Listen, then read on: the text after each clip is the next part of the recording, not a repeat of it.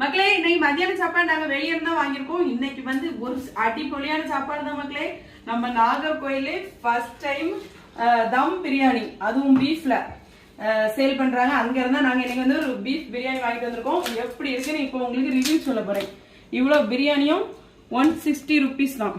பாத்தீங்களா பிரியாணி, அது கூட இது பீஃப் தொக்கு தந்திருக்காங்க. இவங்க வந்து டைரக்டாவே அந்த பீஃப் வந்து அந்த பிரியாணிக்குள்ள போட்டு பண்றதுனால டேஸ்ட் வேற லெவல்ல இருக்கும். அப்புறமா இந்த ஆனியன் ரைத்தா, அப்புறமா எக்கு பீஸ் கூட நிறைய வச்சிருக்காங்க. பாருங்க மக்களே, நிறைய பீஸ் இருக்கு. பாத்தீங்களா எவ்வளவு பீஸ் இருக்கு.